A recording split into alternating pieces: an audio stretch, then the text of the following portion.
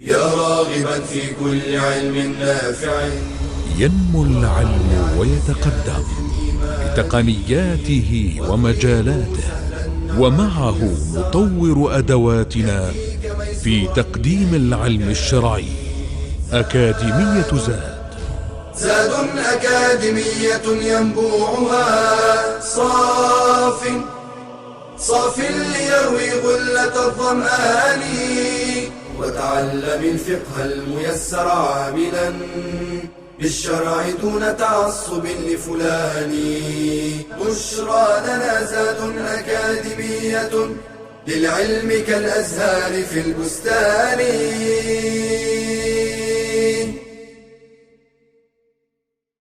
بسم الله والحمد لله والصلاة والسلام على رسول الله وآله وصحبه ومن اهتدى بهداه. أما بعد. Now, we spoke in the last class about the 9 issues that are prohibited in the state of Ihram. So, I've done one of those. What should I do? You have to give fidya. Now, the fidya is an expiation. However, there are parts of the prohibited acts in Ihram that has no fidya. So why is it prohibited? Because it's haram. But there is no expiation for it. Such as the issue of marriage. So proposing is prohibited. Accepting the proposal of someone is prohibited. Conducting the marriage of a couple is prohibited. But there is no expiation. All what you have to do is ask Allah Azza wa Jal for forgiveness and repent to Allah subhanahu wa ta'ala. Number 2, expiation that is highly severe and more than anything else. And this is only for sexual intercourse in the state of Ihram before the first tahallul. And we've stated in the last class that if this happens, this invalidates your Hajj, and you have to repent to Allah, you have to continue in your Hajj as nothing had happened and complete it, though it's invalid.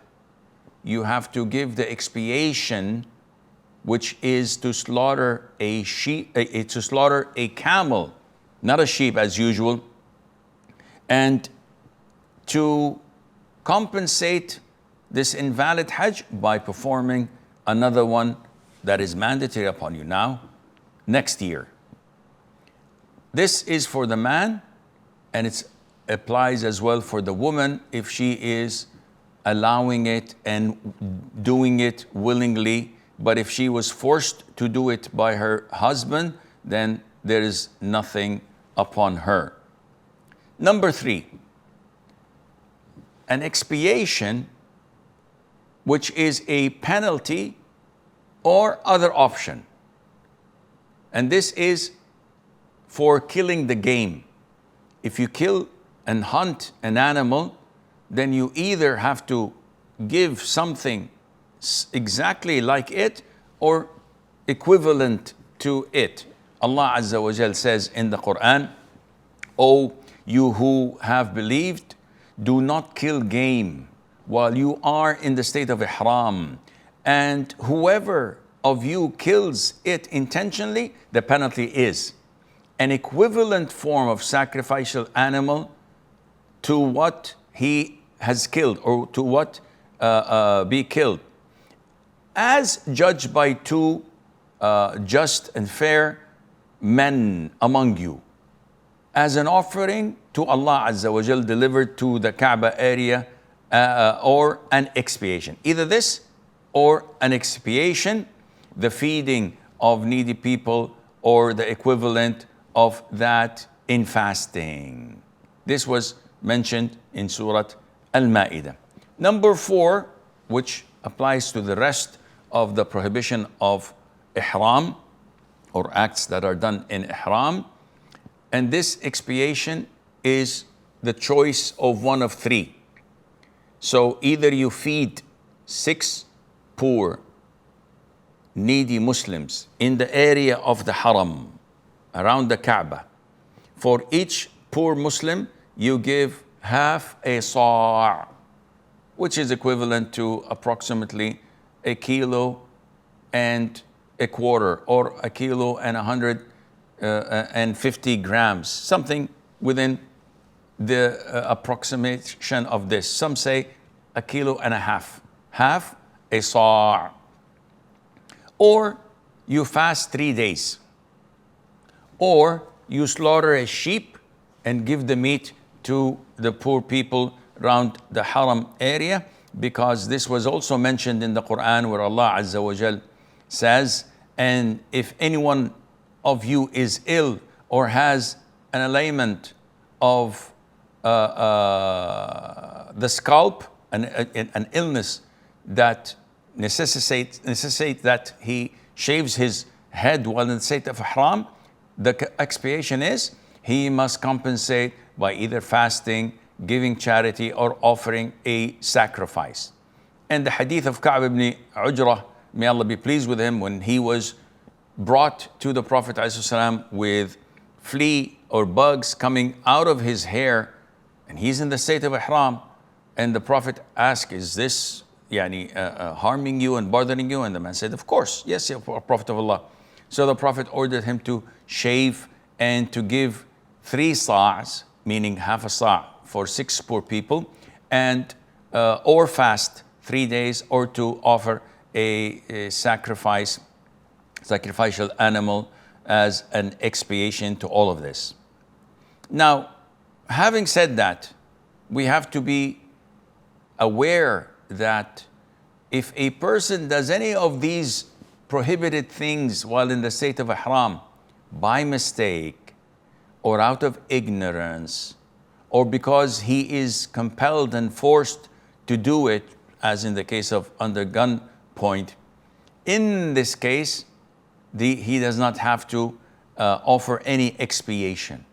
And this is forgiven, because Allah Azza wa Jal, He says, and there is no blame upon you for that in which you have erred, but only for what your hearts intended to do.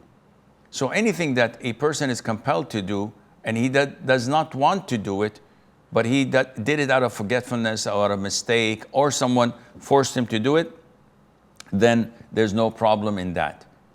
If you are in need of doing it, it's so cold and you need to wear something to keep warm, or you will fall sick, in this case you can wear a jacket or a shirt or whatever.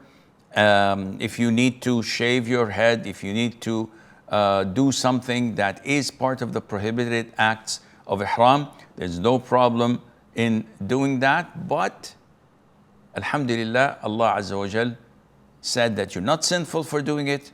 It's a necessity, but you have to give the expiation. If you do it without any need, one of the 9 prohibited acts, then you're sinful and you have to give the expiation. What are the things that are permissible for a muhrim to do, which most people may be confused with because of the prohibited acts in ihram? You can wear sandals, you can wear footwear, you can wear slippers, even if they have stitches on them.